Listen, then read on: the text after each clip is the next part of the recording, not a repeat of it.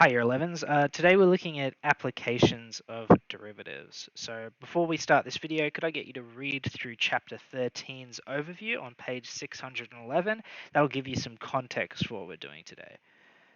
Okay, gradient and equation of a tangent. So recall that the gradient of a curve at a point is equal to the gradient of the tangent line to the curve at that point. The equation of the tangent can be determined using y minus y1 equals mx minus x1. So if we have some curve and we want to find the tangent at a single point, we would have the tangent come through like that, and then we have this idea that we can find the equation of that blue line by using y minus y1 equals mx minus x1, where m is the derivative function at x1. A new concept that we're looking at now is the normal. So the normal is a line that is perpendicular to the tangent line. So if I have my tangent line in blue there, I'm going to use yellow to show, or orange, to show my normal line. So that would just come through at 90 degrees to my tangency line. The gradient of the normal is the negative reciprocal of the gradient of the tangent at the same point. So that's our m1 times m2 equals -1 that we looked at a couple of weeks ago. Also recall that the angle the tangent makes with the positive x-axis is given by tan theta. So tan theta is your x over your y, which is your rise over your run. So it gives the gradient, it gives the angle that it makes with the positive x-axis.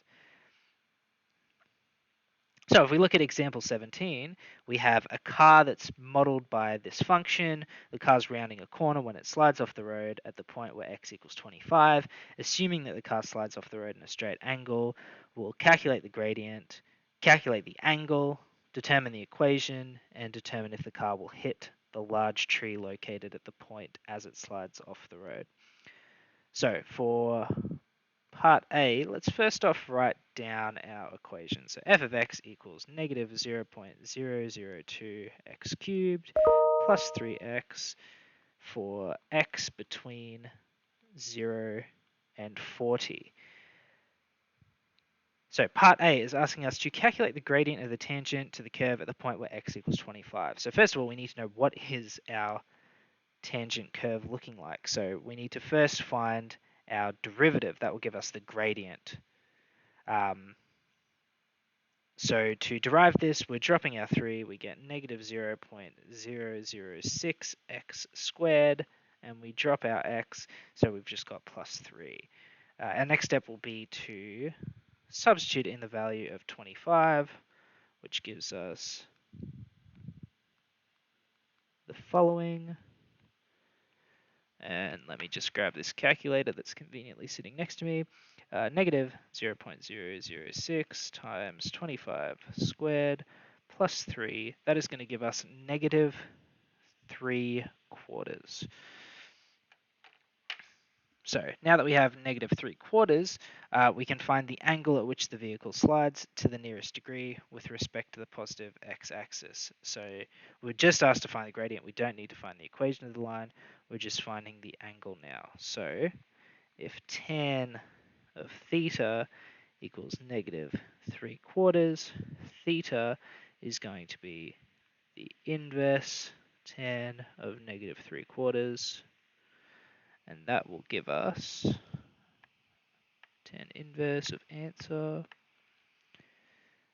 an angle of 36.869 degrees in the negative direction.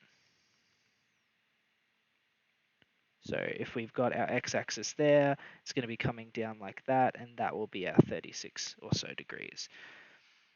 Okay, part C, determine the equation of the tangent to the curve at the point where x equals 25. So now we need to use the fact that the gradient is negative 3/4 and our x1 value is 25. We need to know our y1 value, and then we can determine the equation of a line. So y1 is going to be f of x1, which is f of 25. Not to be confused with f dash 25, because we've already calculated that. So f of 25 is going to be put into our initial equation. So that's negative 0.002 times 25 squared, cubed, plus 3 times 25, and that's going to give us 175 quarters, which is 43.75. Okay, so we have our x1, we have our y1, and we have our gradient. So we can now use the equation of the form y minus y1 equals mx minus x1 to find out our equation of a line. So y equals negative 3 quarters times x take 25, and then I'm adding the 43.75. I've taken it to the other side, so it becomes positive, and this is going to give us negative 3 quarters x. We're going to get 25 times 3 over 4 plus 43.75, which is going to give us plus 62.5. So that's our equation. Y equals negative 3 quarters of x plus 62.5. Part D, determine if the car will hit a large tree located at the point 40, 32 as it slides off the road. So it's sliding off the road following this pattern. So we check, what does y look like when our x is 40? So let's substitute in x equals 40 into our y, and we get that y equals, let's check this, we've got negative 3 quarters times 40 plus 62.5. So our answer is 32.5. So when our x coordinate is 40, our y coordinate is going to be 32.5. We can see that that's very close to 32. So we now have to make a judgment. Do we think that 32.5 is close enough to this point to hit the tree? Well, we've been told that this is a large tree, so we're going to assume that whatever these units are, it's going to be at least half a unit in width. So this car is definitely going to hit this tree. So we've got, yes, the car will hit the tree at